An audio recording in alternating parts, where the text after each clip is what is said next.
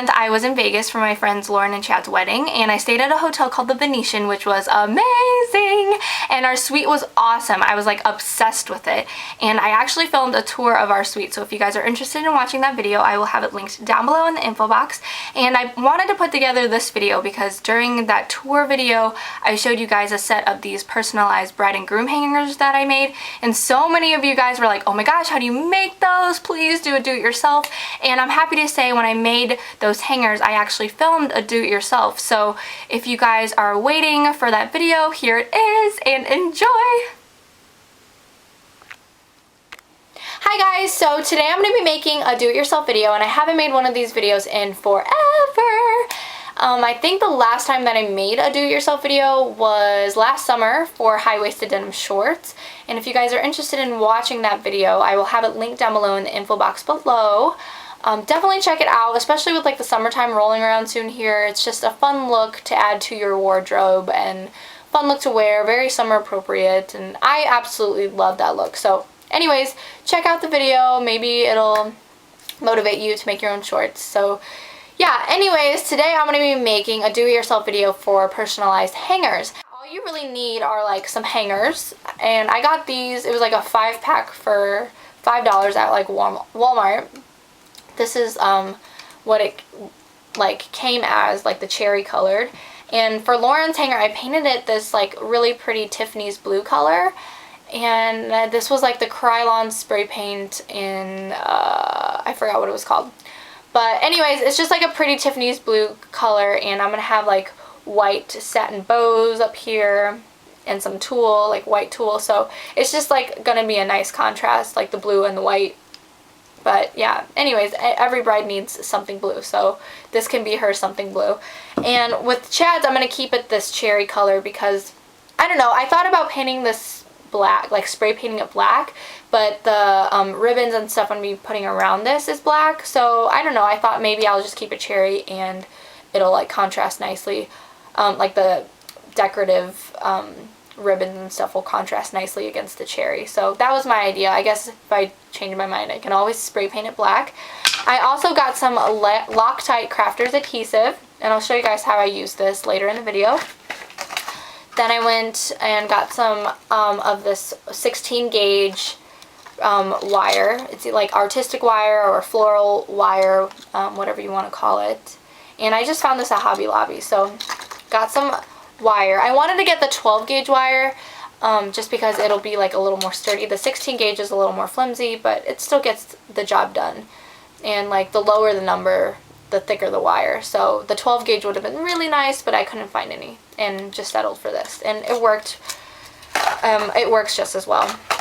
And then I got some ribbon. I got some black satin ribbon for Chad and some white ribbon for Lauren. And then on Lauren's I'm going to add some tulle too. It's just like that like see-through netting kind of. I'll show you guys what it looks like more if you don't know what tulle looks like. And then on Lauren's I'm going to be adding some like bling. So I got some of these like little bauble things. I found these at Hobby Lobby too in like the wedding section. So yeah, I'll be adding these to her hanger. And then you're going to need some tools. I have this like wire cutting tool. This usually comes in like most toolboxes, so you're going to need some of these. And then either grab like a wrench or like some pliers or something to like bend the wires with. You can use your hands, but after a while your hands are going to get pretty tired if you use them or overuse them. So yeah, get something to like mold the wires with, and that's pretty much all you really need. If you wanted to add like more things than just like ribbon or something, you could add like just like those fake flowers, like hot glue gun them to the top here or something. You can always get those. But anyways, those are my supplies, and if you guys are interested in seeing how I put these hangers together, then keep watching. Alright, so first you need to unravel your wire. I didn't do a very good job. It still looks a little kinky in there. But yeah, unravel your wire, and you want to start rolling the letters with your fingers. And it doesn't have to be perfect. You're going to straighten it out using the wrench or the pliers later. So just start a ways in. And you want to do that because you can always cut off the excess to fit the hanger. If you start the letters too close to the edge, then your words might be like off center. I can kind of show you an example of that later if you don't understand what I mean. But yeah, you want to start a ways in, and you just want to start bending the letters around your fingers. And let me bend a few letters so I can get like a little start and kind of show you guys what it looks like. Alright, so I said it didn't have to be perfect, and here is the MR for the Mrs. part. And like I said, you just want to bend it around your fingers to make the letters. And next I'm going to make the S. This one is the bride one, so I'm going to make it say Mrs. Powell. That is their last name. And I'm making this cursive. I just like how it looks in cursive. You can try to make the letters like print, but I just don't think it looks as cute in print. So definitely a good time to practice your cursive skills. So like I said, it doesn't have to be perfect. That's what it looks like right now, and we'll use the wrench later to kind of tighten that up. So I'll just keep working on this.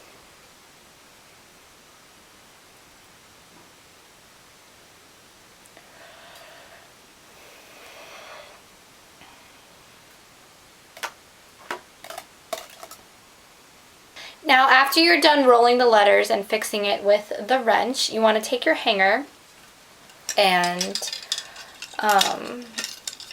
see if the letters fit in between the hanger. And as you can see, the Mrs. Powell does. So, oh, I'm not holding it right. There you go. And I like it to be kind of like overlapping the hanger a little bit. I could have made the letters a little smaller to fit in between the hanger, but I like the look of it kind of like overlapping the hanger. So see how I told you guys to have like excess? Now that's important to have because you're going to be using those wires to wrap around this part, this like little groove. So here, let me match it up really quick. And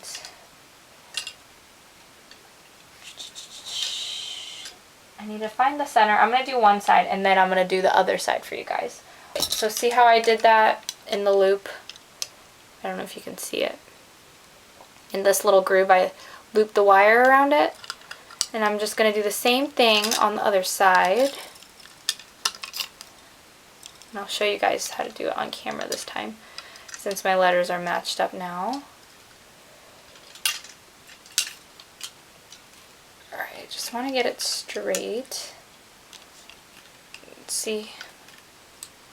So you want the letters to be straight, and then you want to take the wire, and I'm going to loop it back first, but make sure you stay in the groove. You want to loop it around and go inside the groove again. So you just loop it around the groove. And I might unravel it just to loop it a little tighter. It looks a little loose. But anyways, you get the general idea. So that is almost done. Now I just have to add the finishing touches up here with the bows and the tulle and everything. So let me cut that up and I'll be right back.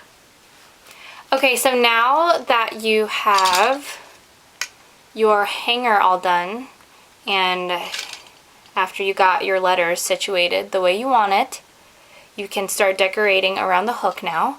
And what I'm using is this wired ribbon, and it's from the Robert Stanley collection at Hobby Lobby, and it's kind of see-through in the middle and then striped at the edges, as you can see. So that's what it looks like. And this is Chad's hanger, so I'm going to use the black ribbon. And so I just want to measure this first, make sure it's long enough, and it is. And what I did was cut like a 2-foot strip of ribbon. And I want to start off by putting some of this Loctite adhesive on the very crown of my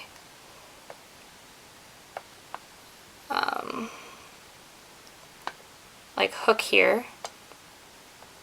And I know it's white, but it's going to dry clear. So let me shut this. And then you want to take your ribbon, make sure it's measured correctly still. Alright, and now you just want to tie it like a shoelace. And you want to go all the way down.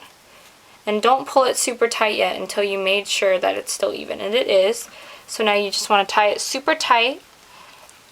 And you can use a little force on this. And the reason why I put that Loctite in the middle is so I can make sure that the ribbon will be secure on there and like basically glued on there. You can use a hot glue gun, but I feel like the hot glue sometimes dries up too quickly. So that's why I like using the Loctite adhesive, because it seems to give me more working time, and I think it takes like 24 hours to cure. So anyways, so that's why I use the Loctite. And after tying it as tight as you can there, you want to start forming your bow and just tie it like a shoelace, but make sure the ribbon is flat when you do this. Don't crinkle up your ribbon.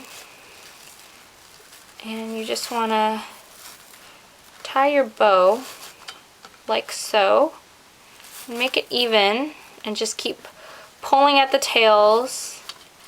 And sometimes these are the tails, and you can like hold on to them while you fluff up the bow to see how you like it. Maybe you want it wider, maybe you want it skinnier. And I really like these Robert Stanley ribbons from Hobby Lobby. They seem to hold up pretty well.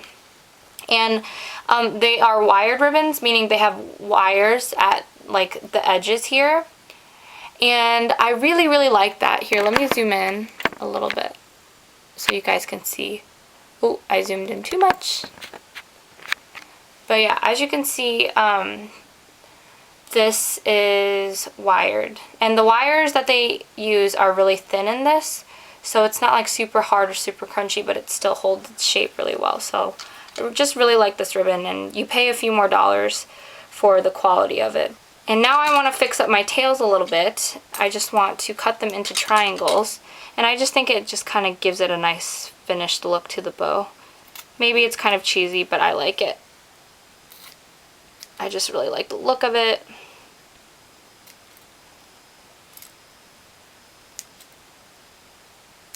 So just cut it like so.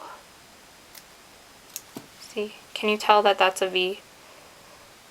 So cut it like that, and do the same thing on the other side. Make sure that they're the same length, and you want it to be short enough so you can see the letters. You don't want the ribbon covering the letters. So there is the finished grooms. My jeans are kind of dark, I don't know if you can see, but that's the finished grooms hanger. Bow's a little crooked, so you just want to fix it a little. And I'll show you guys the finished bride hanger. And see, I did the same thing with the bow, but the difference is with this, I put some tulle underneath, so I tied some tulle underneath. I didn't tie the tulle into a bow, I just kind of let it hang. And I just put a bow on top like that. I want to add some bling, that's why I got some of these flower things that I like so much. I just thought this was really cute and sparkly. So I want to add it to the center of the bow, just to give it that extra shine and polish. So I'm going to do that. And these are made really great because they have two ends of wire, and you can just tie it in the back. And I got these at Hobby Lobby too, if you guys were wondering. So I just want to put it, I'll zoom in a little bit. I want to put it at the center like so, and I want to make sure the tails are going towards the bottom, and there's going to be my wire line, and then the bows are going to stay on top. So I'm going to tie it in the middle like so. I'll flip it around so you can see. So make sure you have it on pretty tight here, and just twist it like a bread bag tie kind of. So that is the finished bride bow. And I did the same thing with the tails. I just cut it into that V shape just to make it look fancier. And there you go. That's the finished bride one. And I will post all the still photos onto my blog so you'll have a better look at these bows. So that is how you make personalized hangers. I hope my instructions were clear and not too confusing. If you do have any questions though, please leave them down below in the comments and I'll be sure to get to your questions as soon as possible. Otherwise, good luck making your own personalized hangers. They're so much fun to make and I think they turned out pretty cute. So if you guys do end up making these, tweet me a picture. I'd love to see your creations. And thank you so much for watching. I will catch you guys later. Bye!